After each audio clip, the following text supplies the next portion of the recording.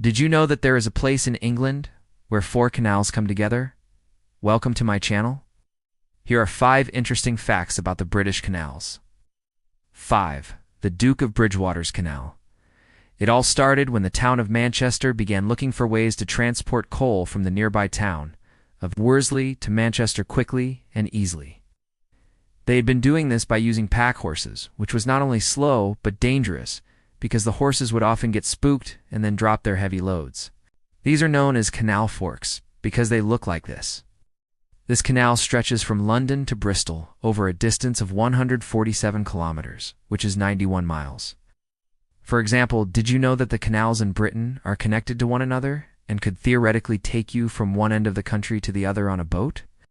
And as always, thank you so much for watching, and I will see you in the next video. Or did you know that on some canals, you need to watch out for low bridges that require you to take down your chimney? These are just 2 of the many quirks of the British canal system, but perhaps the most unique thing about the British Waterways is that it is the only canal system in the world that has been in continuous use since it was first opened. To find out why, we need to go back to the beginning. After the success of the Duke of Bridgewater's Canal, the British went wild for canals. By 1767, there were over 2,000 miles of canals in Britain. And by 1830, there were over 3,000 miles. During this time, Britain was undergoing something called the Industrial Revolution, which saw lots of factories being built and lots of new jobs created. These factories were built close to the canals because they were such an efficient way of transporting goods. But this popularity didn't last forever. Once the railways came along, it was clear that they were faster and cheaper than canals. And so during the 19th century, fewer and fewer canals were being built. Instead, attention was turned to the existing canals, and plans were made to improve them, or in some cases, remove them completely. Many canals were taken over by railway companies, who either lifted the track and sold it off, or filled the canal in and used it as a railway embankment. The waterways that weren't taken over fell into disuse and became overgrown. Today, just a few remain, and they are now popular with walkers and wildlife. In Britain, the canal system is now used for leisure purposes. But in France, for example, only 10% of their canal system is still in use today. And in Germany, less than 1% is still in use. So why is it that Britain's canal system has remained largely intact? Well, the answer is simple. Canals stayed popular because they were bought up by local authorities and canal companies instead of railway companies.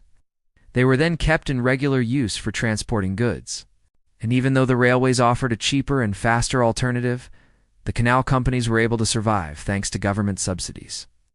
This meant that unlike their counterparts in Europe, Britain's canals were never lost to history and are still an integral part of Britain today. You can hire a narrow boat from many of the canal boat hire companies. Why not have your next holiday on the British canals? It was originally completed back in 1810. But today, it is one of the busiest waterways in the UK, with pleasure boats traveling along its length every year. In 2015, the canal needed some extensive work, and so engineers and contractors got together to discuss what they were going to do. As part of the project, they wanted to build a new canal to link to existing sections of the K and A canal, which were separated by a derelict section of the old canal.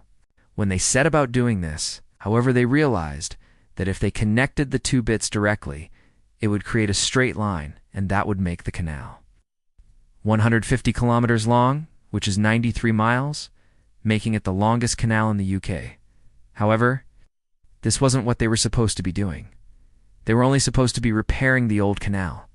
And although it would be nice to have the title of the longest canal in Britain, it would also bring with it a lot more bureaucracy and paperwork, because it would mean that they needed to inform the public about how long it would take, and they would have to get permission from Parliament to change the route.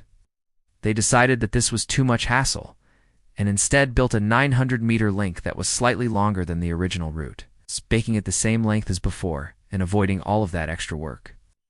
In the end, while they had the chance to make it the longest canal in the UK, they decided to keep it as the second longest instead.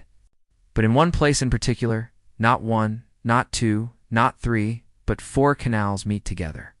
They all come together right here in this picture-perfect spot near to the village of Stoke White in Staffordshire. They are the Coventry Canal, the Oxford Canal, the Grand Union Canal, and the Staffordshire and Worcestershire Canal. Here they converge in an almost perfect square with each arm of the canal extending in a different direction. Because of this, it has earned itself the nickname of the four-in-hand lock, because it looks like the handles of a four-wheeled carriage. It makes for a lovely picturesque view, especially when boats are passing through the locks. But it has also made boating quite complicated around here, because whenever a boat goes through one of these locks, it will affect the water levels in all of the other three canals too. So if you're a boat operator, you have to think carefully about what you're doing. They turned to the man who had been helping them with other engineering projects, one Mr. Brindley, and he came up with a plan. He proposed building a canal that would allow barges to move the coal along a flat, straight route. Idea was approved, and the construction began.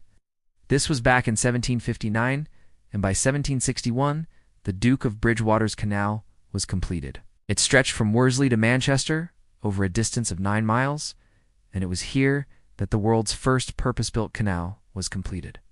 Then after seeing how successful this was, the rest of Britain went wild for canals, and soon more were being built across the country and around the world. For a short but sweet canal, there is one canal in Britain that is officially the shortest canal in the world. Well, it depends on what you count.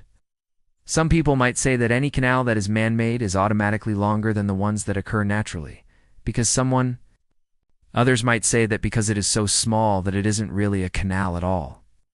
But it is officially recognized by Guinness World Records as the shortest canal in the world, measuring just 8.7 meters long, which is just under 30 feet. This canal can be found right here in Great Ayton, in the middle of a car park. It's not exactly what you would expect to find when you go to park your car. It was constructed back in 1829 and has remained there ever since. Legend has it that it was used for transporting ironstone to the nearby railway station. However, most people seem to agree that it was actually used for bringing water into the town, but nobody knows for sure. 3. 4 canals in 4 places. Across Britain, there are 4 places where 2 canals meet. Number 2. A canal that could be longer. One of the longest canals in Britain is the Kennet and Avon Canal. Number 1. The most unique canal. There are many things that make the British canal system special. That is it for today. Let me know in the comments below if you knew any of these facts already, and which one surprised you the most.